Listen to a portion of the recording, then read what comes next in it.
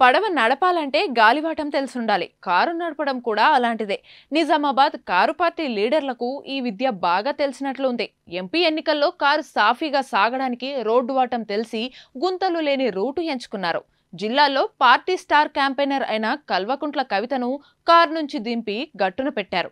Delhi liquor స్కామ్లో arrest అయి తీహార్ జైలుకు వెళ్లిన కవితక్క పేరును జిల్లా లీడర్లు పొరపాటును కూడా తెలుసుకోవడం లేదు. అంతేకాదు పత్రిక ప్రకటనలు, ఫ్లెక్సీలు, పాంప్లెట్లు, పోస్టర్లలో ఆమె ఫోటో లేకుండా చాలా జాగ్రత్తలు తీసుకుంటున్నారు. దీంతో అక్క అభిమానులు మనోభావాలు తీవ్రంగా గాయపడుతున్నాయట. జిల్లాకు పెద్ద దిక్కై పార్టీని నడిపించిన లేడీ బాస్ కు ఇంత ఘోర అవమానమా అని వాపోతున్నారట.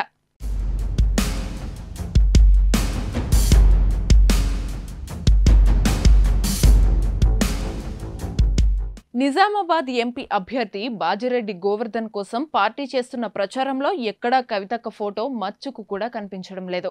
నిజామాబాద్ పార్లమెంట్ సన్నాహక సమావేశాల కోసం ఏర్పాటు చేస్తున్న ఫ్లెక్సీల్లో కేసీఆర్, కేటీఆర్, హరీష్ రావు, బాజిరెడ్డి, ఇతర లోకల్ లీడర్ల ఫోటోలను మాత్రమే ప్రింట్ చేయిస్తున్నారు. కొన్ని చోట్ల కవిత ఫోటోను కూడా వేసినా చాలా చిన్నగా ఓ మూలకే పరిమితం చేస్తున్నారు. సమావేశాలకు హాజరవుతున్న కవితక్క అభిమానులకు ఇది జీర్ణం కావడం లేదట.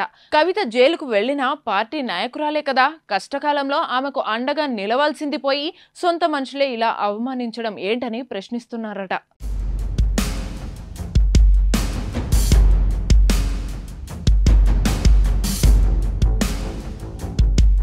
బాజిరెడ్డి పత్రికల్లో ఇస్తున్న ప్రకటనల్లోనూ కల్వకుంట్ల లేడీ బాస్ కనిపించడం లేదు. నామినేషన్ సందర్భంగా ఆయన ఆదివారం ఈనాడు, ఆంధ్రజ్యోతి పత్రికల్లో భారీ సైజు ప్రకటనలు ఇచ్చారు. కేసీఆర్, కేటీఆర్, హరీష్ రావు, జీవన్ రెడ్డితో పాటు జిల్లా పార్టీ లీడర్ల చిత్రాలు వాటిలో ఉన్నాయి. చివరకు ఓ లోకల్ మహిళా లీడర్ ఫోటోను కూడా జత చేశారు. ఊరు పేరు లేని చోటమోటా లీడర్ల ఫోటోలు వేసి తమ నాయకురాలి ఫోటోను ఉద్దేశపూర్వకంగానే పక్కన పెట్టారని కవితక్క ఫ్యాన్స్ అగ్గి మీద గుగ్గిలమవుతున్నారు. నిజామాబాద్ ఎంపీగా గెలిచి పార్లమెంటులో పార్టీ గొంతును బలంగా వినిపించిన కవితమ్మ కృషిని గుర్తించకపోవడం దారుణమని మండిపడుతున్నారు. కవితను పార్టీ టాప్ లీడర్లు కూడా కావాలనే పట్టించుకోవడం లేదని విమర్శలు కూడా వస్తున్నాయి. కేసీఆర్ కూడా బిడ్డ అరెస్ట్ అయిన నెల తర్వాతే స్పందించారు. హరీష్ రావు, కేటీఆర్ ఎన్నికల ప్రచారంలో కవిత అరెస్టు గురించి పెద్దగా ప్రస్తావించడం లేదు. బీఆర్ఎస్, బీజేపీతో నిజంగానే కుమ్మక్కై ఉంటే కవిత ఎందుకు అరెస్ట్ అవుతుంది? మోదీ మాట వింటే జోడి, వినకపోతే ఈడీ అని పడికట్టు మాటలు చెప్తున్నారు తప్ప ఆశించినంతగా ఫైర్ కావడం లేదు. ఆమె గురించి ఈ ఎన్నికల టైంలో ఏం మాట్లాడినా చిక్కులు వస్తాయని, లిక్కర్ అవినీతిపై ఫోకస్ అవుతుందని లీడర్లు భయపడుతున్నట్లు చర్చ జరుగుతోంది.